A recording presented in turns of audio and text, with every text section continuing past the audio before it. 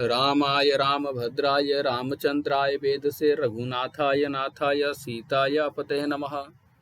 मित्रों, मैं कृष्ण कुमार उपाध्याय आप सभी का स्वागत करता हूं और आज जानेंगे जो काल सर्प योग दोष होता है वो किस प्रकार से कुंडली में कौन से ग्रह कहाँ पे रहते हैं तो यह काल सर्प दोष बनता है, तो उसी को समझने का प्रयास करेंगे। और यह जो दोष होता है काल सर्प दोष और इनका उपाय क्या है, कैसे इनसे बचा जाए। तो जब भी कुंडली के अंदर राहु और केतु के मध्य में अन्य ग्रह आ जाते हैं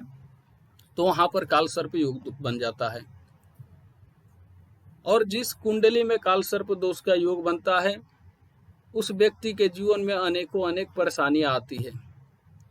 चाहे व्यवसाय से हो, नौकरी से हो, परिवार से हो, संतान से हो, समाज से हो, कहीं ना कहीं से उसको अधिकांश समस्या ही रहती है। वो समस्या इनका पीछा छोड़ने का नाम तक नहीं लेती। और यह मुख्यतः जो होते हैं ये 12 तरीके के होते हैं काल सर्प योग। तो जो पहला होता है अनंत काल सर्प योग के नाम से जाना जाता है, जिसमें कि प्रथम स्थान में राहु हो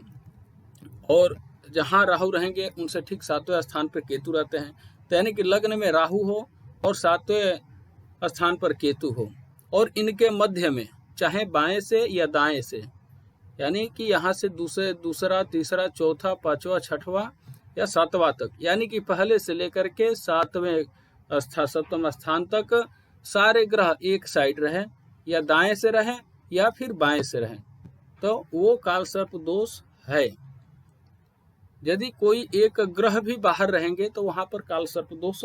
नहीं होता है। तो यदि इस तरीके से रहे कि प्रथम में राहु हो और सप्तम में केतु और इनके मध्य में सारे ग्रह आ जाएं तो वह अनंत काल सर्प योग के नाम से जाना जाता है। और उसमें जिस व्यक्ति के यह कुंडली में ऐसा योग होता है तो उस व्यक्ति के शादी को लेकर के बहुत समस्याएं होती है या शादी भी बहुत देरी से होता है। दूसरा होता है कूलिक काल सर्प योग, यानी कि इसमें दूसरे स्थान पर राहु हो, 8वें स्थान पर केतु, तब इनके मध्य में जो भी अन्य 7 ग्रह आ जाए तो वह होता है कूलिक काल सर्प योग। और जिस व्यक्ति के या जिस जातक के कुंडली में यह दोष होता है उनका स्वास्थ्य ठीक नहीं रहता, आर्थिक परेशानियां जो है उनको घेरी ही रहती है और दुर्घटनाओं का हमेशा भय बना ही रहता है। तीसरा होता है वासुकी काल सर्प योग, यानी कि तीसरे स्थान में राहु हो, 9वें भाव में केतु हो, तो वह वहां पर वासुकी काल सर्प योग बनता है, जिसमें कि जातक को स्वास्थ्य संबंधी समस्या अधिक ही रहती है, आर्थिक परेशानियां घेरी ही रहती है और दुर्घटनाओं का इनमें भी बहुत भय बना ही रहता है। चौथा होता है शंखपाल काल सर्प योग, यानी कि चौथे स्थान में राहु हो, 10वें स्थान में केतु, तो वहां पर शंखपाल काल सर्प योग बनता है। और ऐसे कुंडलियों में व्यक्ति का जो है मानसिक तनाव अधिकांश ही ज़्यादा रहता है, हमेशा परेशानियां घिरी ही रहती है।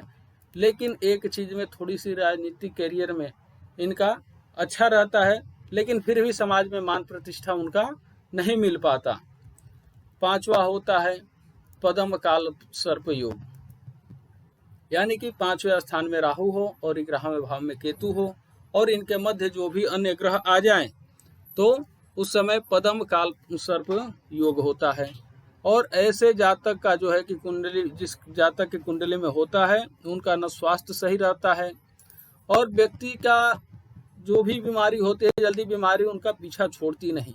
एक ना एक बीमारी से वो हमेशा ग्रसित ही रहते हैं। छठा होता है महापद्म काल सर्प योग, यानी कि 6ठे स्थान में राहु हो और 12वें स्थान पर केतु हो और इनके मध्य में जो अन्य ग्रह आ जाएं तो बनता है महापद्म काल सर्प योग। उसमें व्यक्ति का स्वास्थ्य ठीक नहीं रहता है और व्यक्ति का जीवन में अनेकों दुश्मन, ज़्यादा से ज़्यादा ही दुश्मनी होती रहती ही है, वो दुश्मनी इनका पीछा नहीं छोड़ती। 7वां होता है तक्षक काल सर्प योग, यानी कि 7वें स्थान में राहु हो और प्रथम स्थान यानी कि लग्न में केतु हो और इनके मध्य में जो अन्य 7 ग्रह हैं वो आ जाए उस समय बनता है तक्षक काल सर्प योग। ये होते सभी हैं काल सर्प योग, लेकिन यह इस तरीके के स्थिति में हो कि राहु सातवें में और केतु लग्न में और इनके मध्य अन्य ग्रह आ जाए, तब होता है तक्षक काल सर्प योग। और जिस व्यक्ति के कुंडली में ऐसा दोष होता है उसका स्वास्थ्य सही नहीं रहता और वह व्यक्ति अपना जो भी सारा धन है, जो कमाया हुआ उसका धन है या पूर्वजों का धन है, वो शराब में, जुआ में, औरतखोरी में ही उसका धन ज़्यादा लग जाता है, बर्बाद होता ही होता है। 8वां होता है कारकोटक काल सर्प योग, यानी कि 8वें स्थान में राहु, दूसरे स्थान पर केतु और इनके मध्य जो भी ग्रह असातो ग्रह आ जाए तो उस समय दोष बनता है कारकोटक काल सर्प योग। और जिस व्यक्ति के जातक के स्वभाव कुंडली में यह दोष होता है उनका स्वास्थ्य सही नहीं रहता, व्यक्ति के अंदर बहुत गुस्सा रहती है और जो भी असामाजिक तत्व लोग होते हैं उनसे उनकी ज़्यादा दोस्ती होती है। तो ऐसे व्यक्तियों को जब दोस्ती होगी तो उनके समाज में मान प्रतिष्ठा का हमेशा हनन होता ही रहता है। 9वां होता है शंखचूड़ काल सर्प योग, यानी कि 9वें स्थान में राहु हो और तीसरे स्थान पे केतु, तो उस समय बनता है शंखचूड़ काल सर्प योग। और यह योग बनने पर व्यक्ति का जो है कि स्वास्थ्य सही नहीं रहता, ज़्यादा गुस्से वाला होता है, ज़्यादा झूठ बोलने वाला व्यक्ति होता है और समाज में इसकी जो है कि मान प्रतिष्ठा का बहुत हनन ही होता है। 10 नंबर होता है घातक काल सर्प योग, यानी कि 10वें स्थान में राहु हो, चौथे स्थान में केतु हो, तो उस समय घातक काल सर्प योग का निर्माण होता है, उनके नाम से जाना जाता है। और जिस भी व्यक्ति के कुंडली में ऐसा दोष है, ये योग है, तो उनके जीवन में हमेशा जीवन जो है कि हमेशा गुस्से वाला, जिद्दी स्वभाव का और यहाँ तक कि समाज में मान प्रतिष्ठा का उनका हनन होता ही है और सरकार के तरफ से भी इनको सजा ही प्राप्त होती रहती है। 11 होता है विषधर काल सर्प योग, यानी कि 11वें स्थान पर राहु हो और 5वें स्थान में केतु और इनके मध्य सारे ग्रह आ जाएं तो उस समय पे बनता है विषधर काल सर्प योग। और जैसे इस प्रकार की कुंडली में जिस जातक कुंडली में आ जाए ऐसा योग तो उनका जीवन भी है ज़्यादा गुस्से वाला व्यतीत होता है और यह समाज में इनके मान प्रतिष्ठा हमेशा खराब ही रहती है और सरकार द्वारा या किसी अन्य के द्वारा भी हमेशा इनको सजा ही मिलती रहती है। 12 नंबर है शेषनाग काल सर्प योग, यानी कि 12वें स्थान पे राहु और 6ठे भाव में केतु हो और इनके मध्य चाहे आप बाएं तरफ से गिनती कर लें या दाएं तरफ से गिनती कर लें, किधर से भी करें, एक साइड में सारे ग्रह आ जाएं तो वहाँ पर हो जाता है काल सर्प योग। लेकिन यहाँ पर यदि यहाँ 12वें स्थान पर राहु हो और 6ठे स्थान पर केतु हो और इनके मध्य ये सारे ग्रह आ जाए, चाहे इधर से भी आ जाए 1 2 3 4 5 6 तो इसमें भी आ जाए या इधर से भी आ जाए तो उस समय पे बनता है शेषनाग काल सर्प योग। और ऐसे जातक जिस जातक के कुंडली में ऐसा योग होता है उनका स्वास्थ्य सही नहीं रहता और उनके जो है कि दुश्मन भी है बहुत ज़्यादा ही होते हैं और दुश्मनों के साजिश के शिकार होते रहते हैं और सरकार द्वारा भी इनको सजा ही मिलती रहती है या समाज द्वारा भी सजा मिलती है। समाज में इनका मान प्रतिष्ठा हमेशा खराब ही रहता है। तो यदि इस तरीके का है तो इनका तुरंत ही उपाय कर लेना चाहिए।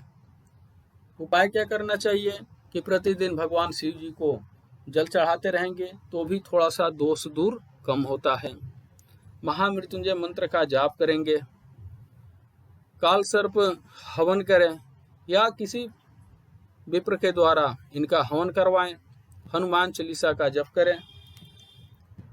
बहती हुई नदी में हरा नारियल डालने से भी इनका लाभ होता है या राहु केतु की मंदिर में जाएं और जा करके उनके मंत्र का जप करें। गाय को, कुत्ते को, कौवे को आदि पक्षियों को भोजन दें। मछलियों को आटे की गोलियां डालने से भी लाभ मिलता है। और इनका विशेष हवन के लिए उज्जैन, त्र्यंबकेश्वर, ज्योतिर्लिंग जहाँ भी मंदिर हैं उपयुक्त स्थान वहाँ पर किसी पंडित जी के द्वारा अच्छे तरीके से इनका हवन आदि करवाएं। महामृत्युंजय मंत्र का ये जो 12 दोष हैं, 12 प्रकार के काल सर्प योग हैं, इनके अलग अलग हिसाब से अपना वो मंत्रों का इनका जप करवाएं और शिव जी के लिंग पर चांदी के नाग नागिन के जोड़े को भी अर्पण करें और जो है पूर्ण समर्पण भाव से शिव जी के ही चरणों में ध्यान लगाएं तो विशेष लाभ होता है। आशा है आपको यह वीडियो समझ में आया होगा, या जो कुछ ना समझ आया हो आप हमें कमेंट के जरिए सूचित कर सकते हैं। तब तक अग्रिम